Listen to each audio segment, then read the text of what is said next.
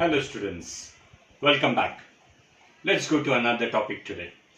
Hello students, today we'll go to the first poem of English, Where the Mind is Without Fear, written by Rabindranath Tagore. Let's go to some information about the poet. You already know our national anthem, right? Our national anthem is written by Rabindranath Tagore. Let's study some brief about him. Rabindranath Tagore was born in Calcutta. Now it is named as Kolkata. He was born in 1861 and he passed away in 1941. He was not only a writer but also a painter, a philosopher and a composer. This poem, Where the Mind is Without Fear, has been taken from his Nobel-winning collection of poems named Gitanjali. It was originally written in Bengali and then translated into English by himself. He himself translated it. And he was the first non-European to win the Nobel Prize for Literature in 1913. You know, the Nobel Prize is the biggest prize in the world. This is a picture of Gitanjali, the original book of Gitanjali, and this is the original poem which is written in Bengali. Let's go to the poem now. I'll read out some lines and then give you an explanation of that lines, and then we'll go further. Where the mind is without fear and the head is held high, where knowledge is free. What does the poet, what do you mean by without fear? Without fear means not to be afraid of anything. And head is held high means to be proud, to be fearless, to be confident. Your knowledge means education. Now I'll explain you the first two lines. This is a prayer. This poem is a prayer by the poet to the God. Now this poet prays to the God for true freedom of his country. He says that God, give me freedom, give my country freedom. The poet also wishes his country to be free from foreign rule. There should be no rule on his country. Right? His country should be free from all the external or all the foreign rules. Once the country is free, everybody in the country will live fearlessly. They will not be afraid of. They will be proud and they will be confident in themselves. So he wants such people in his country who should live fearlessly, who should be confident, who should be proud. The poet also wants a nation where knowledge is accessible to all. Accessible to all means what? Where knowledge is free, where education is free. And the poet also knows that education can lead the people from darkness to light. If all the people are educated in the country, naturally the country will progress, the people will progress. And so he wants such people in the country which should be educated. Let's go to the next lines. Next lines are, where the world has not been broken into fragments by narrow domestic walls.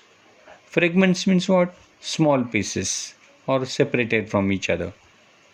Narrow domestic walls. This is an important word here.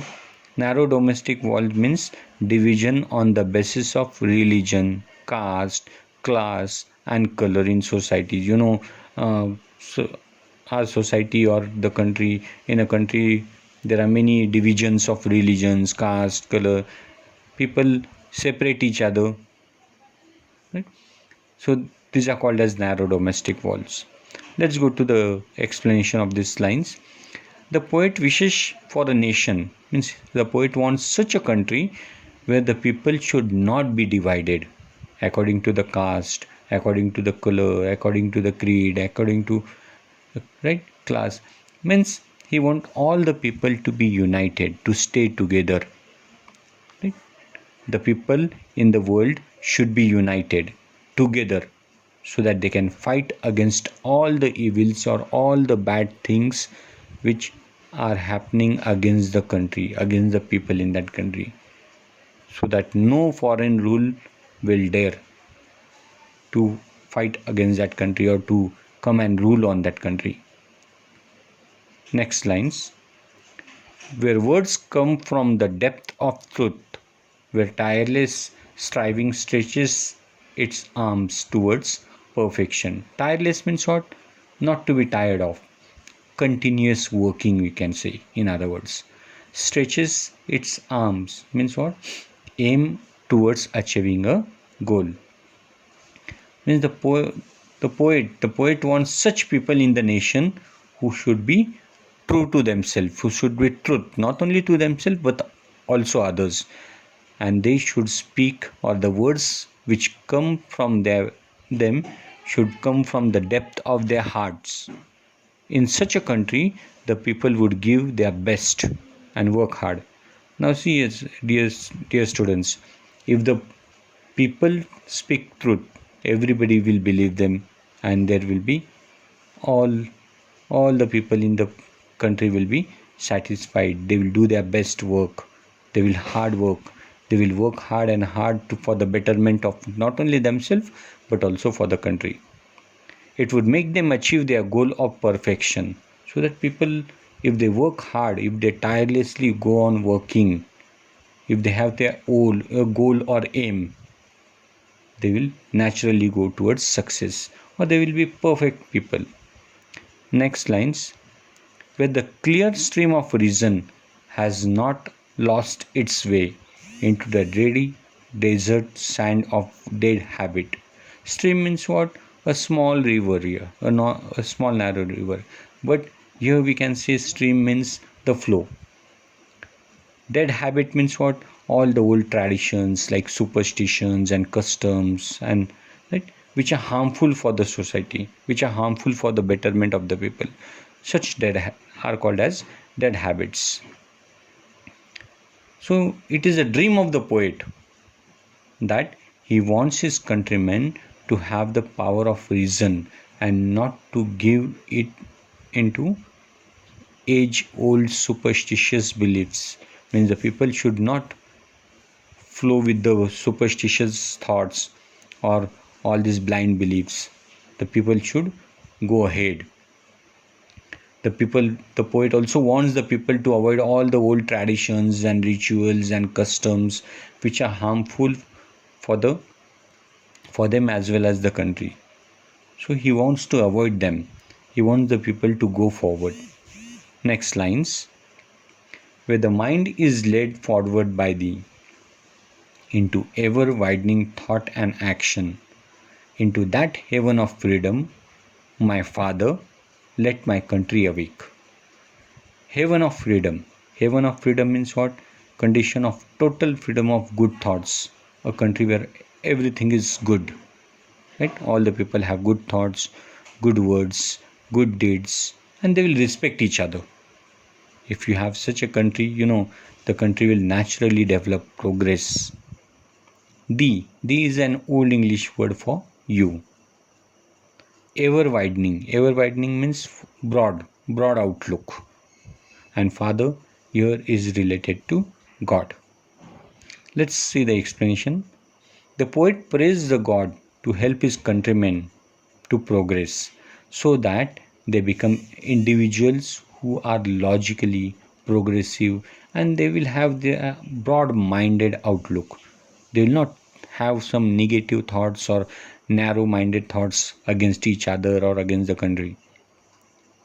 And he also requests God to guide his countrymen into the heaven of freedom, where all that he has prayed for the country, for the people, comes true. So he wants such a country where all these good things will go on. Then only the people will progress. The poet sketches out, if you see the poem, the poet sketches out the ideal form of freedom. Not merely political freedom, but he also desires all types of freedom in the country. He aspires to bring about an awakening, so that people, awakening among whom? Awakening among the people. That in the country that is enslaved both politically and intellectually. So he wants the people to awake, and so he prays God that he wants a country which is in his dreams. This poem does not have any rhyming scheme, so we call it as free verse. So it is written in a free verse format. There are many figures of speech used. Some of the figures of speech used in this poem are alliteration, metaphor, apostrophe, personification, synecdoche are some of the figures of speech. Let's see the expressions and their meanings. If you see the exercise, you have expressions and their meanings, column A and column B. Column A, some words are given from the poem, and in B column they are meanings. Right? The head is held high means what? A person with self-respect and proud of possessing it. Head, I told you, head high means what? To have self-respect, to be proud of. Next is narrow domestic walls, means narrow-mindedness. The people should not be narrow-minded. Third word is knowledge is free. Knowledge means what? Education. Here the poet wants to say that education should be given free to all. There should be no restrictions on education. Next is depth of truth, means sincerity. Yeah, people should be sincere by their heart. Whatever they speak should be truth. Everybody should believe them. Next, mind is without fear. Without fear means what? Not to be afraid of. A fearless person, in other words. Stretches its arms. The next word is stretches its arms, means aim at perfection. How should the people work? The people should have an aim or goal, and they should work towards perfection. Clear stream of reason means clear thinking. The people should have clear thinking in their mind. They should not have any bad ideas or different thoughts about each other. Next is dead habits. Dead habits means what? Here we can say all the old and traditional thoughts, right? Like infertile lands of the sands and all these dead habits. And the last word is ever widening thought and action. Means how their thought and action should be broad. They should have broader outlook in the attitude. If we see the appreciation of the poem should include the title of the poem, the name of the poet, rhyming scheme. Exactly what is the rhyming scheme here? You can add your favorite line here, and you can also write why that line is your favorite line. Explanation you can write about that line. Then a theme or central idea of that poem, figures of speech which are included in that poem. You can also write an example of figures of speech. Some special features you can write about that poem, and the last you can come to why do you like that poem. Thank you, dear students.